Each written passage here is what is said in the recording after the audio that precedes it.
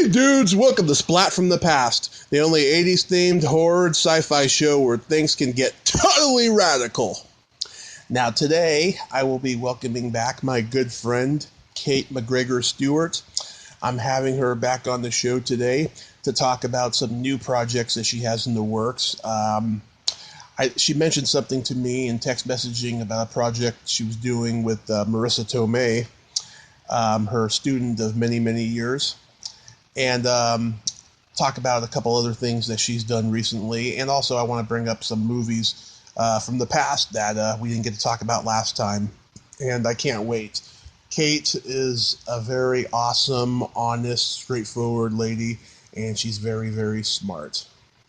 And I can't wait to talk to her again. So, here is my new interview with Kate McGregor Stewart. Hello. Hey, Kate, welcome back to the show.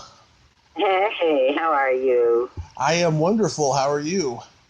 I'm great, too. Thank you. Awesome. How's the new year been treating you so far? Very well. It's been, it sort of took off with a boom. I usually sidle into the new year, and this year it has felt like no shining food. Everything seemed to take off at the gate like some kind of a horse race. That's a very good analogy. Yeah. Is that your experience too? Yeah, I mean, in certain instances. I mean, 2018 and 2019, those were just two clusterfuck years for me.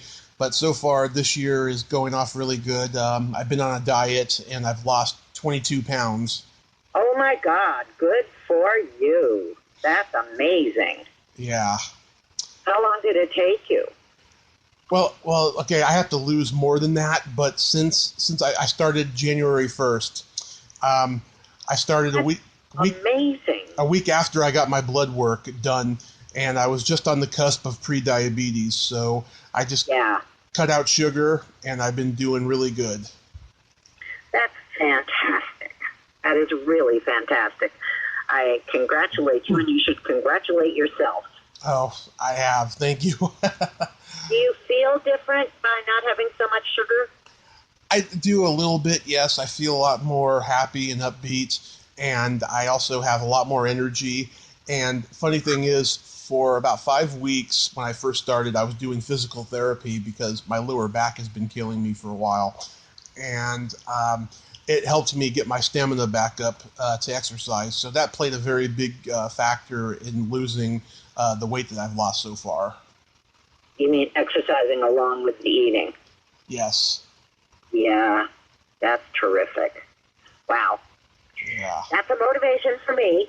It's on my goal list, but I haven't done too much yet to kick it into gear, although I have been staying on the bike every day, which is a step.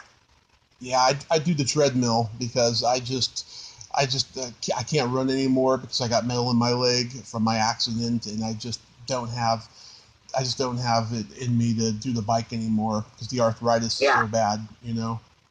Yeah. Yes. So before we delve back into the past, tell me about the work you did just recently with Marisa Tomei that you were telling me about in text messaging. I have no idea which I referenced. She's been working crazy amount. I was just looking over the past year thinking, I can't believe she could do all that. How did we make that happen? I mean, really, it was a crazy year. And it's funny because I remember we had gone to lunch toward the beginning of the year, or maybe it was the year before. I can't remember. Anyway, it was a lunch we had gone to, and she said, I don't know, maybe my career is beginning to settle down and peter out. And I said, why would you say that? And she said, well, there's just not much work, and at my age, there's more competition. And I said, I don't agree with you. I just think you're, feeling slumpy today. And I'm not kidding. The week after she said that, she got like 4 jobs. I said to her, well, so much for your insight about your about your life. She laughed. It was like, it must have been a slump for a moment in her unwinding, but suddenly she was overwhelmed with jobs, trying to figure out how many of them she could fit in the time frame. So it was really exciting because she suddenly had a lot of very different projects to address, but she also worked really nonstop for a long span of time there. Mm-hmm. Wow. That's just a scary thought to think about, Marisa Tomei not working, because she is just brilliant. I know. Well, I don't think it's ever going to happen, but any actor that has any humility is going to have moments where they think, I don't know, maybe I've done my best work, or I don't know, maybe I'm aging out, or I don't know, I don't know, maybe people aren't into me anymore. I mean, nobody I've had actors and actresses say that to me. Mm-hmm. And it comes when they have a little bit of a lull with nothing on the horizon. And then I think that their humility kicks in, and they think, oh, maybe I've come to a point where I've done the bulk of my work now. And it's not like she wasn't despairing or complaining. She was just observing that she didn't have any work lined up. Mm-hmm. And it became so funny because suddenly, like literally within 2 weeks, she had 3 offers and had to figure out if she could possibly take them all because of the timing and the juggling and the stuff like that.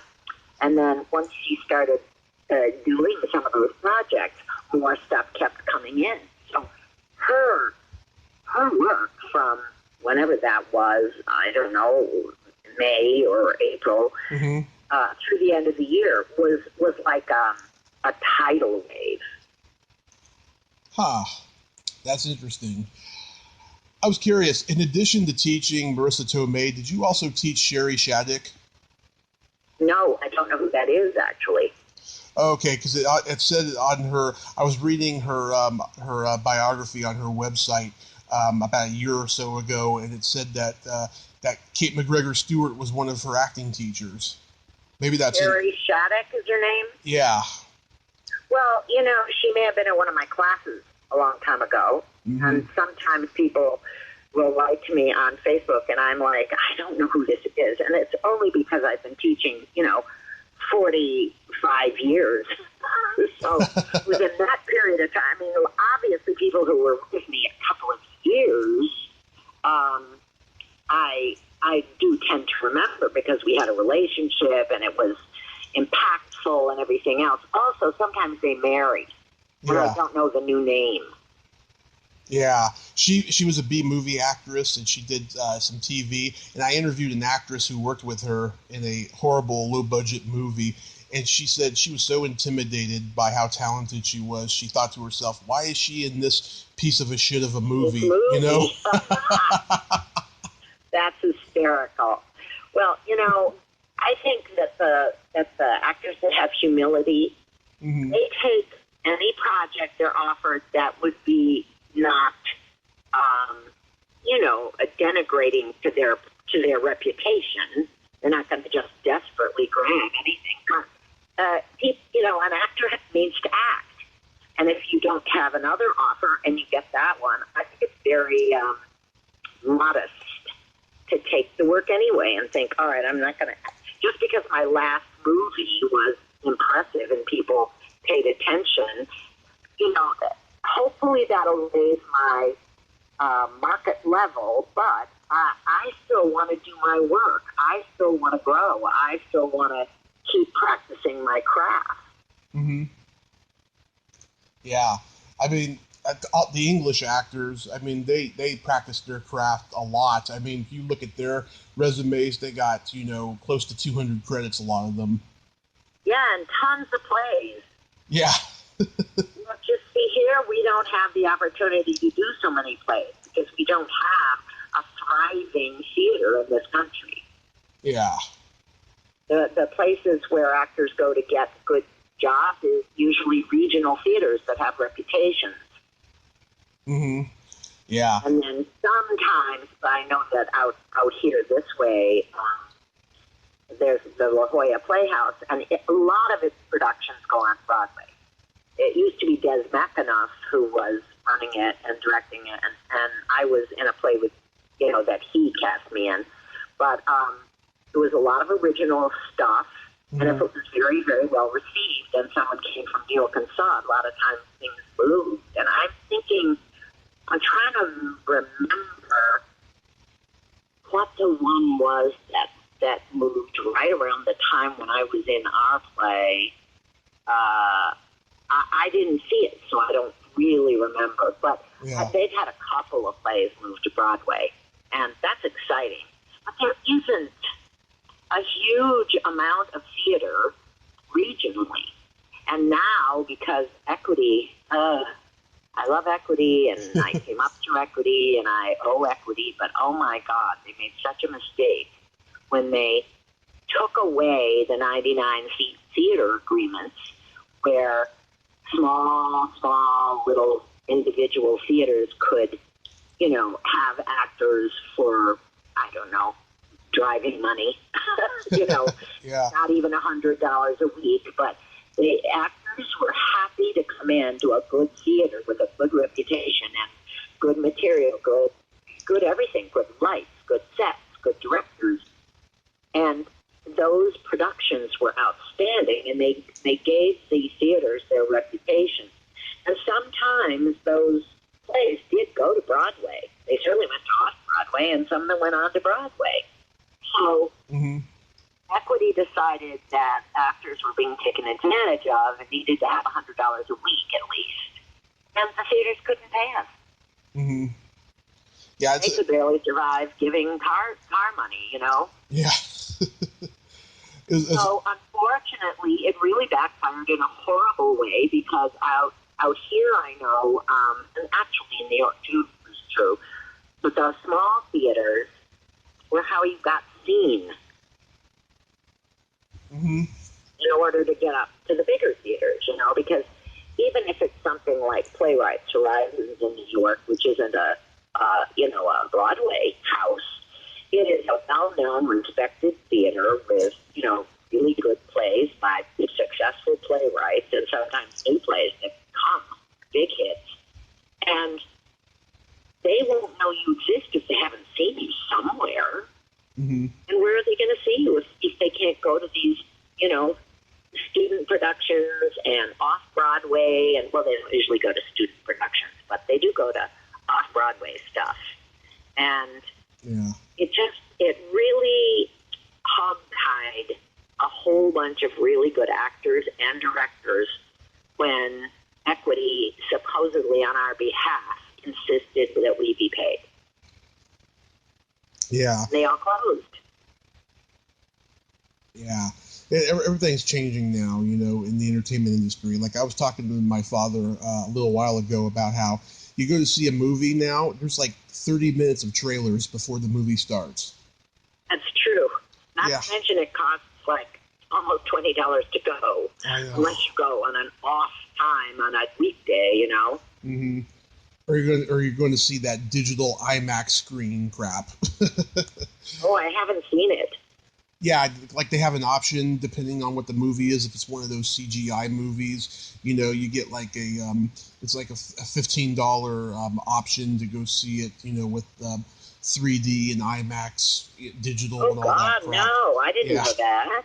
Oh, yeah, in certain theaters like AMC and stuff. Yeah. It's ridiculous. Where do you live? Where are you located? Redding, California. Ah. Yeah. So you're out here, We have two movies. On the other hand, I do absolutely love the fact that some of these theaters have like leather recliners and you can order food. That is a step up in my book. Oh yeah, we got one in the Bay Area where I'm from. They just opened one over there. I haven't been to it yet, but it was lavish. I thought that was cool. Yeah, the Alamo Draft Houses though, they have that in all their locations. The who? The Alamo Draft House. They're a bunch of theaters. they have like independent movie screenings, and they have like classic 80s movie screenings with Q&As and all that stuff. They're a lot of fun. And it's Alamo Draft House. Say it again. Alamo Draft House, and Alamo Draft House. They just opened one in L.A. Oh, all right. I'm gonna look for it, of course. I recommend it. Yeah, it's a lot of fun. So I wanted to get into some movies that we didn't talk about last time, that we didn't have time to talk about, starting with one of your earliest ones, The World According to Garp. Ah, yes. Oh, that was an adventure. That was right after I got to New York. And I sort of didn't know what I was getting into. You know, it was probably one of the first big movies I made. Mm-hmm. And we went over and shot it in New Jersey because they had to have an airfield in the shot. They had to have the air come in, fly low, and then hit the house. So that was really wild. And what's the name of the guy who directed it? Such a sweet guy. George Roy Hill. George Roy Hill. What an angel. Oh, my God. The Sting he really directed. Wonderful. Yeah, he directed The Sting and Butch Cassidy and the Sundance Kid. Yeah, he directed tons of amazing things, and he was just a gem. Mm-hmm. So that was like one of my first big movies. I had a few little movies before that, but that was one of the first big movies with big stars, because Robin Williams was in it, and, well, other people too. What's his name? I'm trying to think of his name. My friend. John Lithgow? Therapy. John Lithgow, yeah. My friend from Beyond Therapy is how I think of him. Anyway, yeah. So it was really fun, really wild, and to have one of your first movies have so much, so many effects and things like that was very exciting for me. Plus, the cast were just so nice. I remember one of the days when I was in the dressing room and Robin Williams was there, and he started riffing, and he literally performed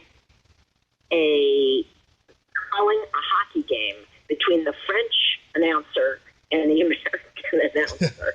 There was a Canadian hockey game, I guess, in his mind, but he was literally doing a whole routine on this hockey game, and the two announcers, and calling the plays, and he was just sitting in the makeup chair doing this.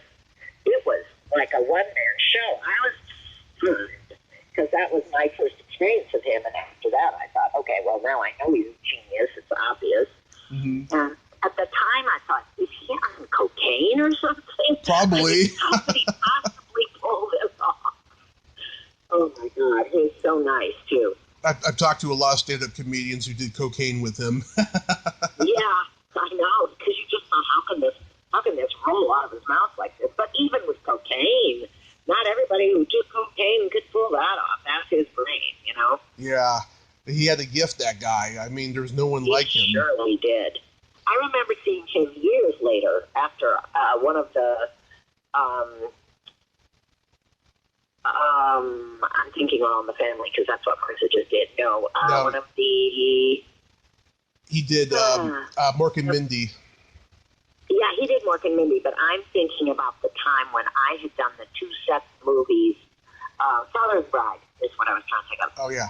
And I was at some, a closing party in some event space, and there was like an outside place with lounges and all these things, and I walked by, and it was Robin Williams, and I thought, should I say something? And I thought, oh, well, that was years ago, and I thought, say something.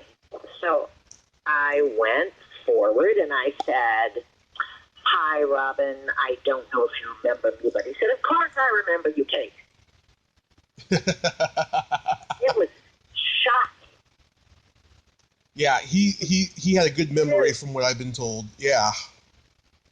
So of course, and gave me a big hug, and I thought, oh my gosh, that's really thrilling, because I was not a big part in World According to Garp. I mean, it was a memorable scene because an airplane crashed into the house, but, you know, that's just who he was. It's really lovely.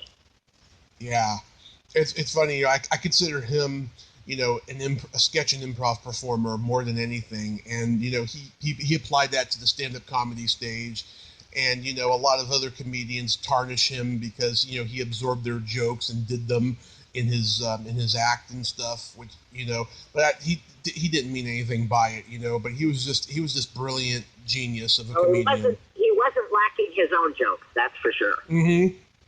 Absolutely. But unfortunately, you know, the other comedians, they got to talk about the ones that were stolen, which I think is just sad, you know, but he was a genius. Wow. Yeah. He was a genius. I guess if you're a comedian, that's pretty scary. If someone who's thriving and shining and, you know, up in the scale is using your material, that would be both a huge homage and a terrifying cost to you.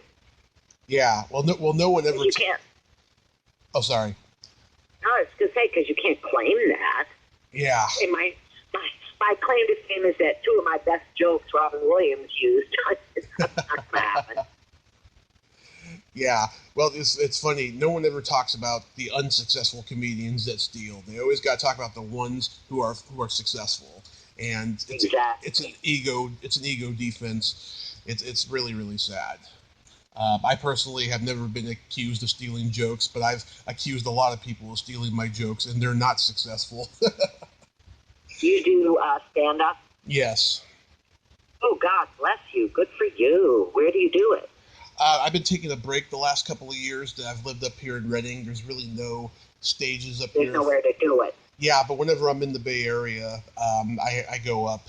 Yeah, the last few years, whenever I go up there, I go up. And, you know, I'm still trying to make the Los Angeles move. And once I do, I'll be on every night. Wow, good for you. Wow, I'm so impressed. Thank you. That's really serious work. It takes a lot to get up there and do it. It's not for everybody, but yeah, I have fun doing it. The only thing I don't like is the politics with the bully alpha male comedians that we have now and stuff. But other than that, I just love going up there. It's like therapy. Yeah, it's really an amazing talent. Mm-hmm. It sure is. Just writing the jokes is one skill, and then delivering them is another. So that's awesome. Yeah. If I had to write my material, I'd never work. I'm like, oh my God. Well, I can riff with people just sitting around, and we say, oh, this is hysterical. We should make a, you know, like little, what do you call the little things that people are posting online that are little shows and things? Videos? Well, videos, but isn't there a name for that genre? Well, there's one person shows. No, that's not what I mean. I mean when people start series online. Oh, webisodes? Series? Webisodes. Yeah. That's what I was trying to think of. Yeah, I mean, that's a whole another thing. And it's a cool option that has developed and opened up, and it is good because it allows actors to be more sort of proactive and self-active. And, you know, sometimes you just don't get a break, and you think, how do I get seen? I think it's great that is something that has happened. There's so much that has happened in the industry since I was very active in my career, this self-taping thing. I mean, when I was working at the peak of my career, the casting people had to take trips to New York to see the New York actors for their film that they were trying to cast. Right. And then they'd have to go to, you know, Chicago and see some more. They'd have to travel all over and meet people. And in a way, it's probably better because you're really actually feeling the actor as well as seeing their work. But what happened is that it suddenly people could submit stuff, and casting people stopped traveling almost altogether. I mean, a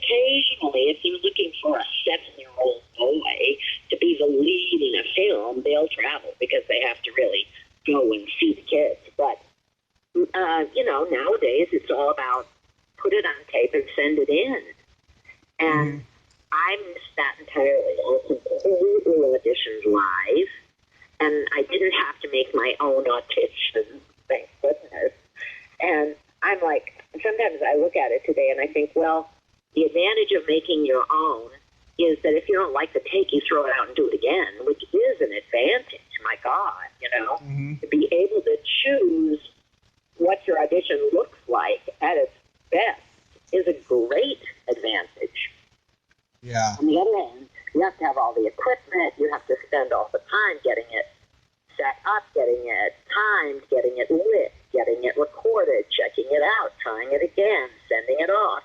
I mean, it's a lot of work on the actor that really never used to be our problem. So it's an interesting shift. When I look at it, I think, wow, I see the advantage of being able to control which take they get. But on the other hand, half your work is about technical stuff that really used to be somebody else's job. Yeah. And I don't think there's an actor alive that likes auditioning.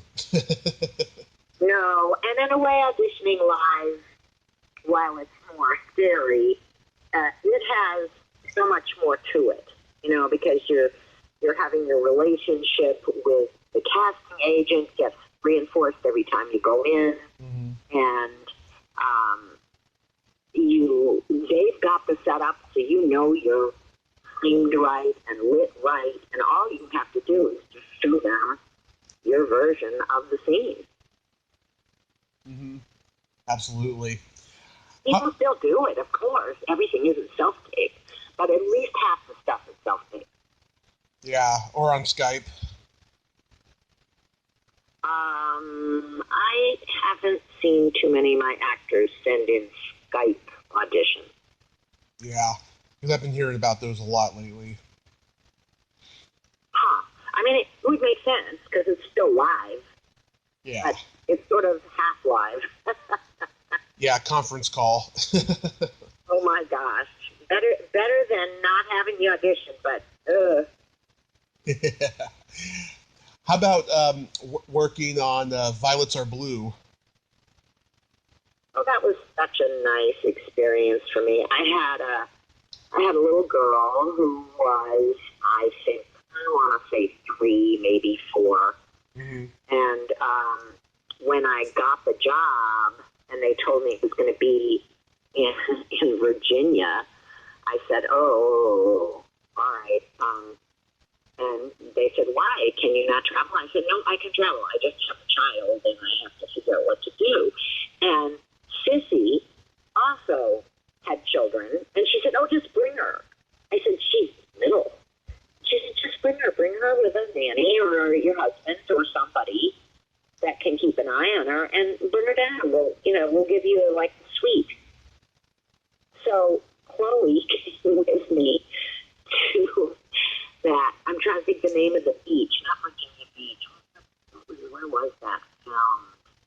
It was in Maryland anyway. Yeah. And it was really kind of fun for me because it felt like a family job, because Sissy was so generous and so kind and open to my family, and she had family and kids, and her husband was directing it.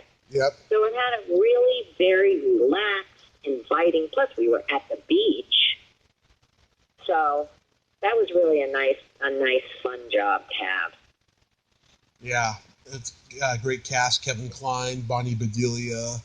It's a nice little melodrama there. And it's funny, too. Bill Murray, who you also worked with in Scrooged, he said one time on Howard Stern's show that when Sissy Spacek hosted Saturday Night Live, when he was on there, she was newly married to her husband, Jack, but Bill Murray claims that he had an affair with her backstage.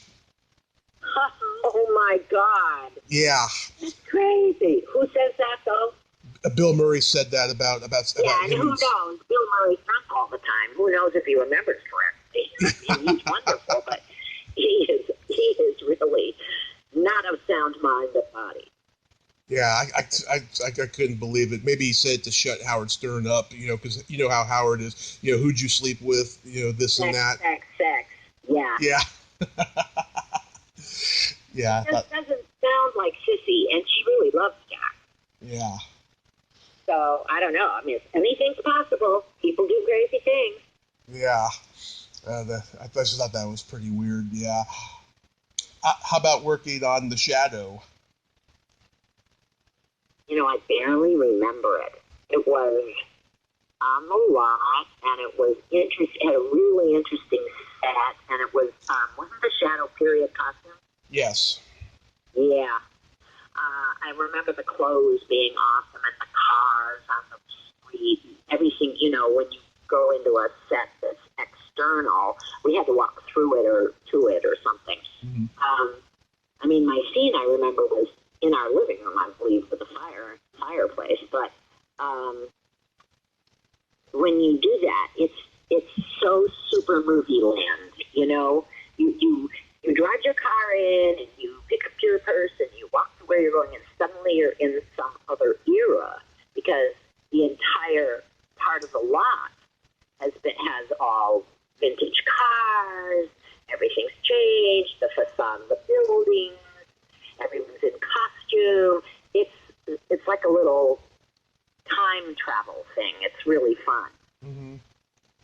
Oh, yeah. It's funny. My dad took me to the drive-in to see Jim Carrey's movie The Mask. And I remember that movie. Woo! Great movie, yeah. And yeah. we did not know that The Shadow was the first movie on that screen. So we spent 2 hours sitting through The Shadow, and to this day, I have never seen it again. I'm sure you've seen enough of it. How old were you? I was 11. Yeah. Oh, that's frustrating, waiting for Jim Carrey to do The Mask. But he woke you up when he came on. Oh, yeah. Yeah. Wow. I have not watched it again. But I do like the director, Russell Mulcahy. I think he's a brilliant, underrated director. What else has he done? He did Highlander with Sean Connery and Christopher Lambert. Yeah. And he did all those elaborate Duran Duran music videos back in the early 80s. They would go on location to Sri Lanka, and he had a beautiful visual sense with that camera. Yeah. He did the split screen effect a lot. I mean, it was just brilliant. He's a brilliant director. Yeah. That's awesome. How about working on In and Out? In and Out was such a trip. Oh, so much fun. We shot it in Jersey. I want to say Hoboken, but I just get in the cars and go where they take me. Honestly, I'm sort of out of it sometimes when it's 5 a.m. and you're being picked up. I'm pretty sure it was Hoboken, and we also shot a whole bunch of it in upstate New York in a little church and some little local places up there. I think I'm trying to think of the name of the town. It's funny. I have a memory of buying on a lunch.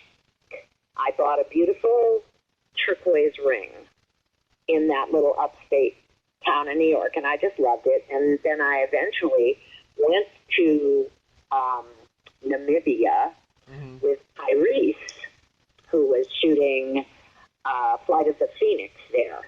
So in Namibia, it was all sand. I mean, we were staying in a gorgeous little resort in town, but town was like the size of, I don't know, some tiny little village. Mm-hmm. And all the buildings were painted different pastel colors. It was so picturesque, you almost couldn't believe it was real. It looked like a toy town. But of course, I would get up every morning and be picked up at, 5:15 and driven out to the desert. So all I ever saw the whole time I was there was sand. Really, my hotel and the sand. My hotel and the sand. And the hotel wasn't really a hotel, it was a resort. So it was in a town called Swakopmund, which had been a German resort town settled by Germans. That's why I got that German name. And so it wasn't really a hotel because there was no one above me. It was like bungalows and stuff like that. It was really beautiful. Mm-hmm. But why did I start saying this? Because what did you ask me about it? About working on In and Out. Oh, I've moved on. I moved on to Flight of the Phoenix. Oh. In and Out. I know why I moved on. They're linked. So when I was in Swap-Up Month doing Flight of the Phoenix, Mm-hmm. there was a girl there who kept admiring that ring I had bought during In and Out, that turquoise ring. And she admired it and admired it and admired it. And she was so sweet. And she was always taking care of me and bringing me chairs to sit on the sand and stuff. And finally, one day she brought a friend over and said, look at this beautiful ring. And I said, you love this ring. And she said, yes, my mother gave me a turquoise ring before she died, but then I lost it, so I'm very drawn to it. So I took it off my finger and gave it to her, and she was like, oh, no, I can't. I said, of course you can. It's my gift to you. So I did that, and then at the end of the shoot, she brought me this beautiful necklace. It was, I have it on right now, oddly. It's black leather cord with a huge crystal, and the top of it is baked, some sort of a baked clay with a red bead in it. And she said this red bead comes from this desert, and it's good luck. So it was so interesting that I had gotten out of the church take, been released early for lunch, found the jewelry store, bought the little ring, enjoyed it for a number of years, went to Namibia, and then suddenly I had an opportunity to share that ring. Mm-hmm. Wow. Yeah, In and Out was a bold comedy at the time it came out, and they were, kind of satirizing Tom Hanks's acceptance speech at the Academy Awards when he thanked his gay teacher, when he won for Philadelphia. It was just a bold movie. I don't think it could be made today. Maybe it could be. I don't know, but it was very funny, though. Yeah. I mean, it was painfully funny, but it was funny. Yeah, I mean, you feel sorry for the guy throughout the whole movie. It's like, so what if he's gay? If he wants to admit it, let him, Yeah, exactly. It was painful. That's very true.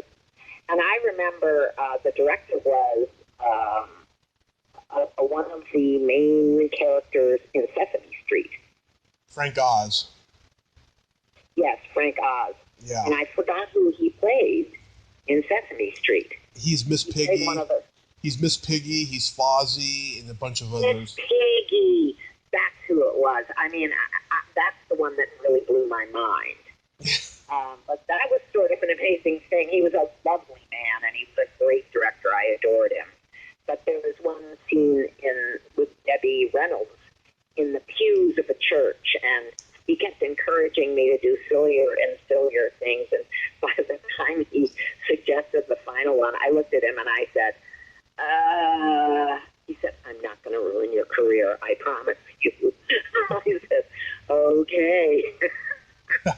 So he was really a nice guy, and really so nice to work for. He didn't abuse the actors and keep them in long, cold hours in uncomfortable spaces. He just kept moving through, making the damn movie.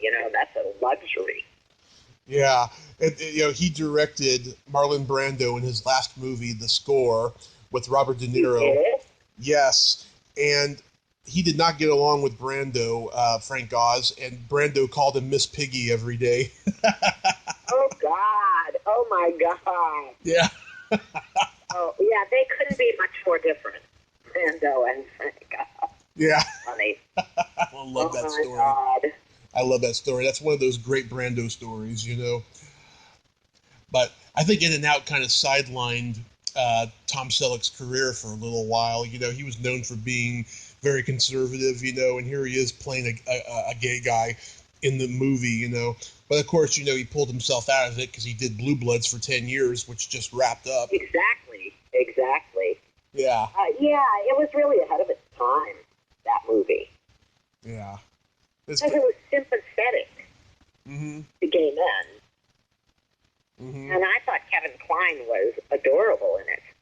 Yeah, that's a pretty good movie. You mentioned before the reboot of All in the Family. That was Marisa who did that, right? Yes. Oh my God, that was last year. There were two of them. They did one in, I think, May, and they were both live. Yeah, I haven't seen. Production. I mean, that's crazy, but it's because they were repeating things, you know, that had been done how many years before? Like Norman Lear had done them back in the mid-'70s. And Norman Lear is a force of magic. The man is like something like 96. And he's trotting around with a little cap on, sitting in the director's chair. He's completely lucid. He's very fluent. He introduced the shows. I am telling you, it was shocking to watch it. It was like, okay, the man has an anti-aging spell. He was so great. But the one they picked for the first one in the spring, I guess it was, or maybe June, was, I'm trying to think what that story was. That was the racially themed one. It had Jamie Foxx in it, too. Mm-hmm. And Archie, who was being played by Woody Harrelson, Archie was mad at his neighbor. His neighbor had a birthday, and he didn't want to have the party at his house because the guy was black. It was all that kind of fussy back and forth. And that's what the first one was. And actually, there was a shocking moment because they were shot live. Mm-hmm. And Jamie Foxx was the next-door neighbor, the black guy. And he came in to start the scene, and he broke the fourth wall and looked out at the audience. That's something.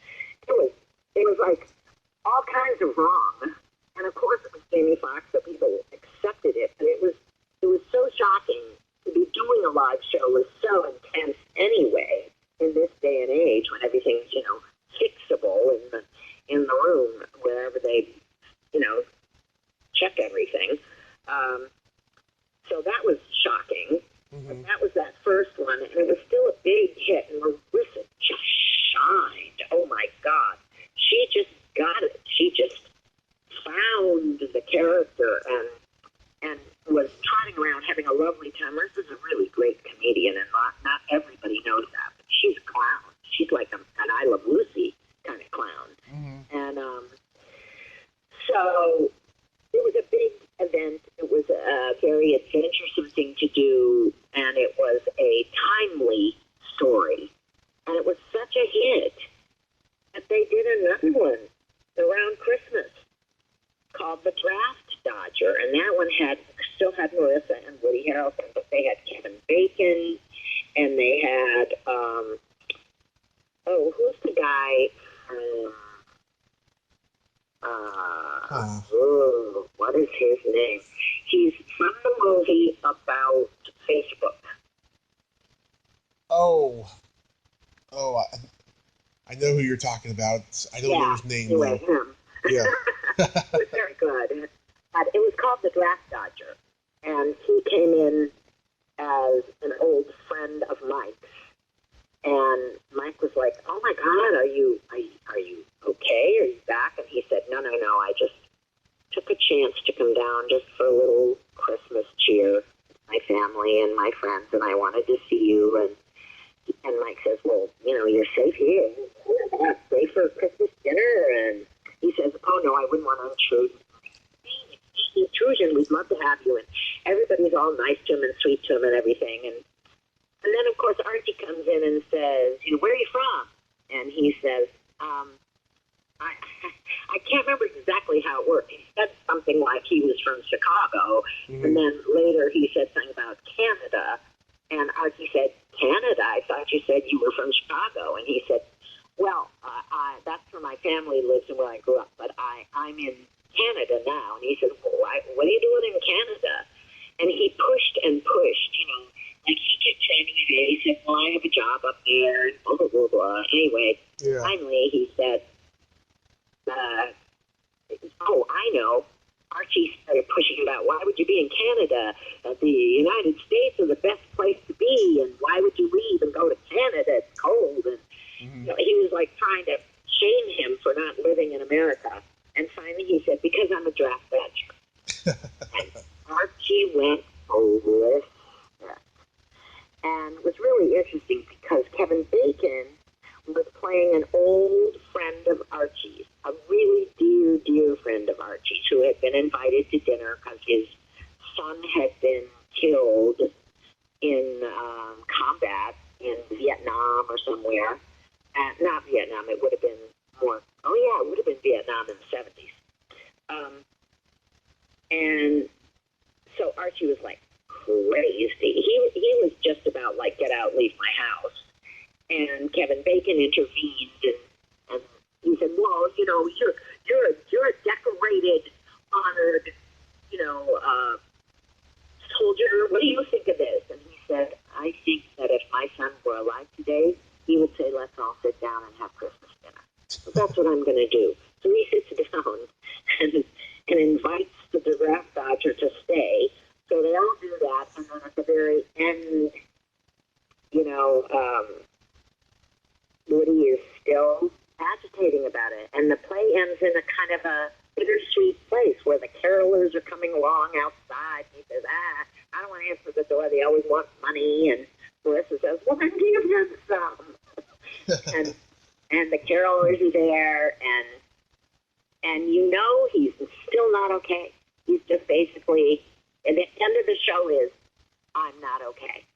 It was very interesting. It was so potent and significant. And when I look at those shows, I thought they were lighter than that.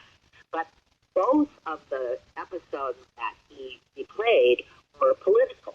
Mm-hmm. Of course, because it's Archie. And very ahead of his time. One was racial and one was military. Mm-hmm. Wow, I got to take a look at that. Isn't Judd Apatow one of the producers? I don't know. I think he is. I think he's producing the reboot of All in the Family. I could be mistaken, though. Well, I'll tell you who I think did it is talk show host.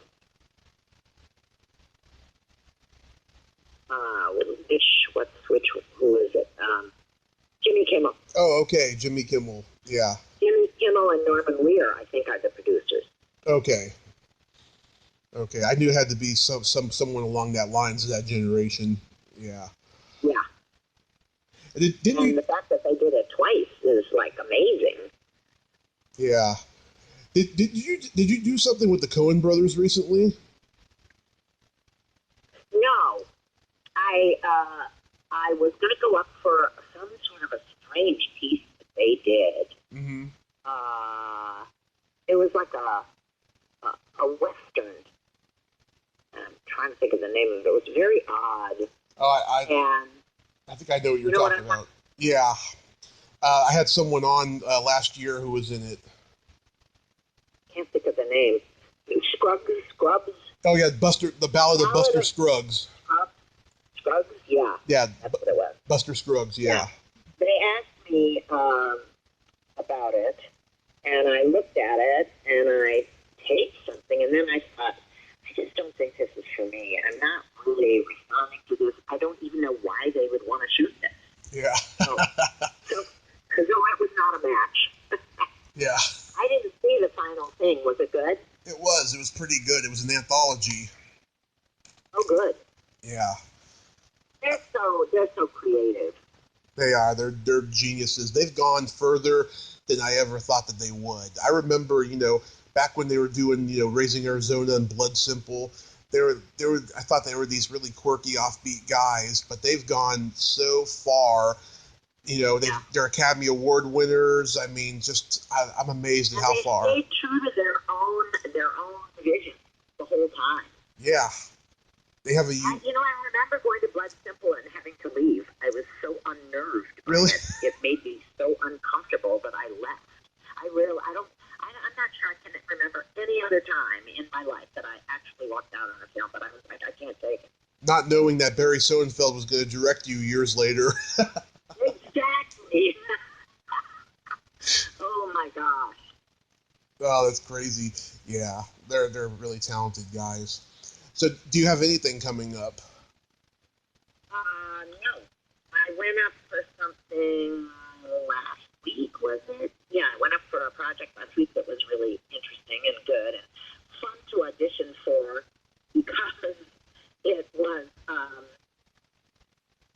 an odd style. I really love it. If something's an odd style, I love it, especially if it's quirky humor. Right. But I haven't heard, but it went really well because she said, I did the first tape, and she said that was very good. And she said, I'll tell you, the director mentioned me wanting some ambiguity in it, wanting it to be a little, what do you call it? Passive aggressive. That's the term. Yeah. And I said, and she said, so can you just stick some more of that in? I said, sure. And we did it again. And she said, that was a great adjustment. She said, well, now I have 2 good takes to show him. So I felt like I had achieved what I went for, which made me very happy. But I have no idea. People will say to me, what happened from that? And I'm like, I don't know. It's only been like 3 days. So I don't know whether sometimes you find out the director's out of town and hasn't even seen it. Sometimes you find out the director's off the next day and says yes or no. I mean, there's just no telling on anything. You have to audition and let it go. Yeah. I was happy because it was a very odd style and very offbeat and kind of thing I'm really good at. But I also thought, well, they may not even know what they're looking for because it's so odd, It was really a weird style and really fun. So I think it'll be a good project. That's good. So, Kate, there's this game that I like to play with my guests, and it's kind of a anti-James Lipton questionnaire on Inside the Actor Studio. It's oh, God. slumber party questions. And how this works is I ask you the question, you answer it, and then you ask me the exact same question, and I answer it. Okay. Kate, are you... I don't know if I can do it. I'm not really good at speed things, but we can try it. Well, there's no win or loss here. It's just fun. Okay. Is it about my film history or is it about me? It's just about you. Oh, that's all right. Should be able to remember that. Okay. Kate, are you ticklish? In some ways, at some places. Nice. Then you ask me. Are you ticklish? I am baby ticklish. Like I get a knee-jerk reaction if you tickle me. What's your favorite part of the body? Oh, my favorite. My body or anybody? Anybody's. Anybody's. Either way. I'm very partial to neck into whatever that part is above the breast, that whole breastbone thing. Mm-hmm. It seems very elegant and also vulnerable. Yeah. I've never heard that one before, but I like that. Me, I've always loved the belly button. You don't get to see other people very much. Oh, I do. If I'm friends with the person, we show each other our belly buttons. Well, they're certainly unique. They are. The nice thing about belly buttons is no one has one like you. Mm-hmm. I have a very deep innie. Yeah, great. Mm-hmm. Do you have an innie? I do have an innie, yes. Nice. What color are your toenails painted? They're painted, they're red, but they're edging toward wine. Nice. And then you ask me? Oh, yes. Are your toenails painted? They're not painted right now, but last time they were purple with sparkles. Oh, my God. That's great. Yes. Here's a new question I'm debuting, actually. What would you say is your best personality trait? Wow, so many to choose from.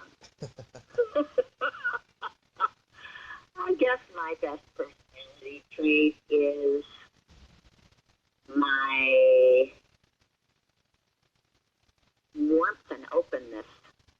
Oh, I agree. I agree. Oh, thank you. Mine, I think my sense of empathy. Yes. Also, your curiosity is a wonderful trait. Oh, thank you so much. Thank you. I do have like a childlike curiosity about a lot of things. Yeah, and that's why you're good at this interviewing stuff, because you really do care and you have wonderment, which is a fabulous quality to have as an adult. Oh, thank you, thank you. And then my favorite question, is there a stinky smell that just makes you gag? Oh my God, yes. Oh my God, I can hardly say it. Oh God, maggots. Don't know what maggots smell like, and I think I don't want to know. Oh my God, you would if they were in your garbage can. Oh, they're disgusting. I'll give you another one then, if you don't know what that is. Oh God, it makes me shudder to think of it. Go ahead. See, it is a stinky smell.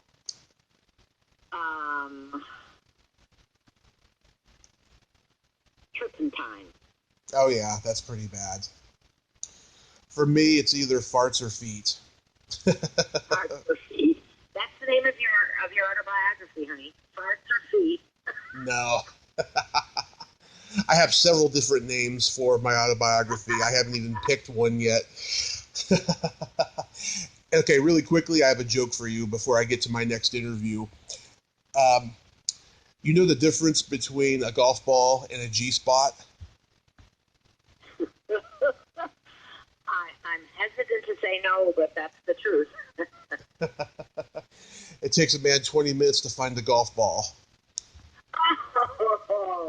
Oh my God, that's funny. Thank you, thank you. So it's been nice talking to you again. It's been nice talking to you again, too, Kate.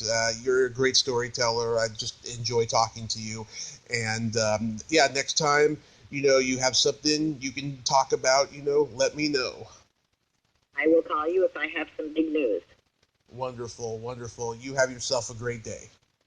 Thank you. Bye-bye, sweetie. Bye-bye. Well, there you have it. Kate McGregor Stewart. Ain't she a sweetheart? I love Kate so much. She's a lot of fun and a great storyteller, like I said. And I just adore her.